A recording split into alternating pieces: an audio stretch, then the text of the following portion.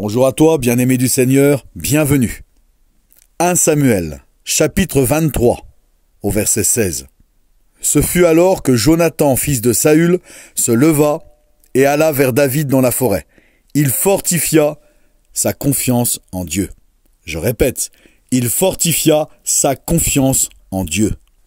Mon frère, ma sœur, tu dois fortifier ta confiance en Dieu, toi aussi. Tu sais, la mesure de confiance que tu accordes à Dieu, eh bien, ça va déterminer toute ta façon de vivre les choses. Je répète, la mesure de confiance que tu accordes à Dieu dans ton cœur va déterminer toute ta façon de vivre les choses. Dieu est Dieu, il ne change pas. Il est le même hier, aujourd'hui et éternellement. Il n'y a chez lui aucune ombre de variation. Dieu est le même, Dieu est le Tout-Puissant. Il est le Dieu qui a ouvert la mer en deux pour faire traverser son peuple. Au passage, à noter que des fois, Dieu n'enlève pas l'obstacle sur ton chemin, mais il te fait passer à travers l'obstacle. Ne l'oublie jamais. Pour faire comme Jonathan et fortifier ta confiance en Dieu, eh bien, il te faut connaître Dieu, véritablement. Parce que parfois, nous avons tendance à nous faire dans notre cœur une représentation de Dieu qui est fausse. Mais Dieu est Dieu. Et je te le répète, comment connaître Dieu? Eh bien, c'est par sa parole. C'est par sa parole. C'est en lisant et en méditant sa parole, dans un esprit de prière, que tu vas apprendre à connaître Dieu. Tu dois connaître ton Dieu pour faire grandir ta foi et ta confiance en ton Dieu.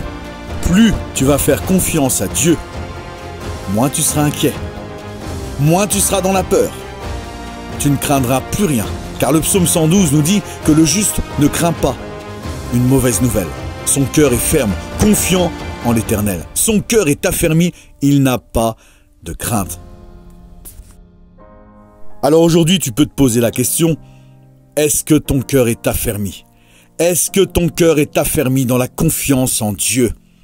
Eh bien, si ce n'est pas le cas, rassure-toi, Dieu n'est pas là pour te juger ou te condamner. Non, au contraire, ce qu'il veut, le Seigneur, ce qu'il veut, ton Dieu qui t'aime, c'est te faire grandir en lui. C'est que tu grandisses dans sa connaissance. C'est que tu te fortifies dans ta confiance en lui. C'est ce que Dieu veut pour toi. Et ceci est possible. C'est possible pour moi, c'est possible pour toi, c'est possible pour tout enfant de Dieu. Pour celui qui s'engage avec le Seigneur Jésus-Christ. Oui, mon frère, oui, ma sœur, c'est possible. Mais pour cela, tu as ta part à faire. Tu as toujours ta part à faire et tu auras toujours ta part à faire. Et ta part à faire, c'est de prendre la parole de Dieu, d'y consacrer du temps, de la méditer. De la méditer.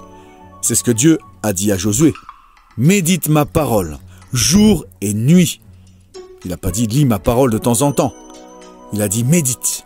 Médite ma parole, jour et nuit, le plus possible. Le plus possible.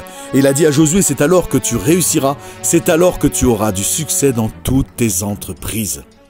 Voilà, mon frère, voilà ma sœur, ta part à faire. Alors choisis la meilleure part, parce que ça, c'est la meilleure part. On a le droit de se détendre. Mais tu vas consacrer énormément de temps, par exemple, je prends un exemple au hasard, à regarder une série télévisée.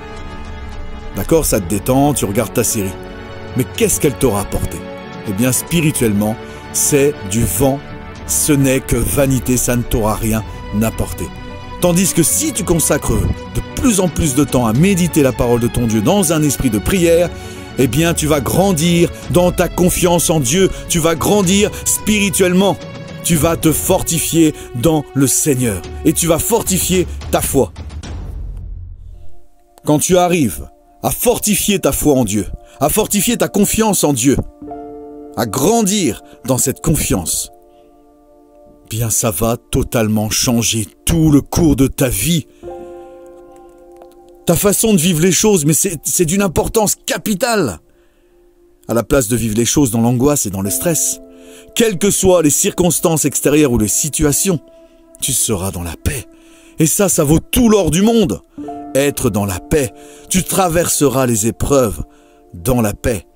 C'est dans le calme et la confiance que sera ta force. Pourquoi tu es calme et confiant?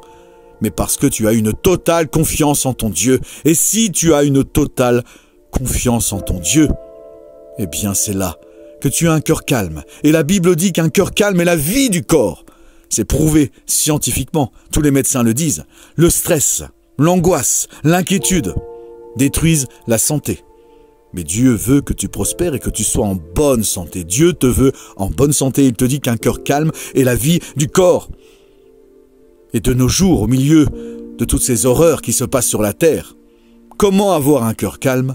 Eh bien, c'est dans la confiance en Dieu. C'est dans la confiance en Dieu. Et Dieu est digne de confiance. Dieu est digne de confiance. Aujourd'hui, je t'invite à ne pas te faire une mauvaise représentation de Dieu. Des fois, il y a des choses qu'on ne comprend pas dans la façon que Dieu va agir. C'est sûr, mais crois-moi. Crois-moi, tout concourt au bien de ceux qui aiment Dieu. Et quoi qu'il arrive, rappelle-toi que Dieu n'est jamais en retard, que Dieu sait ce qu'il fait. Il est souverain. Si tu lui as remis ta vie, tu peux lui faire confiance. Mais tu ne dois pas regarder aux circonstances extérieures. Tu dois regarder à Dieu et lui faire confiance. Laisse-le conduire toutes choses. Lui seul sait ce qui est le meilleur pour toi. Lui seul, sait comment te sortir de cette situation. Comment te la faire traverser. Alors fais-lui confiance. Ne crois pas que c'est fini. Ne crois pas que c'est terminé. Tant que Dieu ne l'a pas dit, ce n'est pas terminé. Et comme je te l'ai dit la dernière fois, Dieu a toujours le dernier mot. Ta part à faire, c'est de lui faire confiance. Mais si tu lui fais confiance, tu vas vivre dans la paix, mon frère. Tu vas vivre dans la paix, ma sœur. Fais confiance à Dieu. Fortifie-toi dans la foi. Connais ton Dieu. Crois-moi. Il y a beaucoup de témoignages à travers les siècles et les époques qui te prouveront, qui prouvent la véracité de Dieu. Il est digne de confiance. Toute parole de Dieu est éprouvée. Il est un bouclier pour ceux qui cherchent en lui un refuge. C'est pas moi qui le dis, c'est la parole qui te le dit. Tu peux prier aujourd'hui et dire « Seigneur, pardon ». Pardon Seigneur, parce que je reconnais que tes voies ne sont pas mes voies et tes pensées ne sont pas mes pensées. Tes voies sont bien au-dessus de mes voies et tes pensées bien au-dessus de mes pensées. Pardon Seigneur, parce que j'ai une mauvaise représentation de toi. Mais aujourd'hui, je veux chercher Seigneur à te connaître. Seigneur, merci de m'augmenter la foi, merci de m'aider à développer cette confiance totale en toi, mon Dieu. Quand je lis ta parole, Seigneur, ne laisse pas mon intelligence stérile, Seigneur, mais donne-moi ton intelligence, ton discernement, ta sagesse, Seigneur, afin de me révéler les choses cachées de ta parole, Seigneur. Et cette prière, crois-moi mon frère, crois-moi ma sœur, sera approuvée par Dieu et sera exaucée par Dieu, parce qu'elle est selon la volonté de Dieu. C'est la volonté de Dieu pour toi que tu grandisses dans la confiance en Dieu, parce que Dieu a des projets de paix pour toi et non de malheur. Jésus veut que toute sa paix soit pleinement dans ton cœur. Le but de Jésus, c'est pas que tu t'inquiètes. Il te le dit d'ailleurs, Jésus. Qui, par ses inquiétudes, peut ajouter une coudée à la durée de sa vie? Dieu ne veut pas que tu t'inquiètes. Dieu, ce qu'il veut, c'est que tu sois en paix. Et toute la paix que tu as dans ton cœur, que tu peux avoir dans ton cœur, elle dépend de la mesure de confiance que tu accordes à Dieu. Il est le Tout-Puissant. Il est au contrôle de toutes choses. Dieu contrôle tout. Alors aujourd'hui, fortifie-toi comme Jonathan dans la confiance en Dieu. Sois béni mon frère, sois béni ma sœur.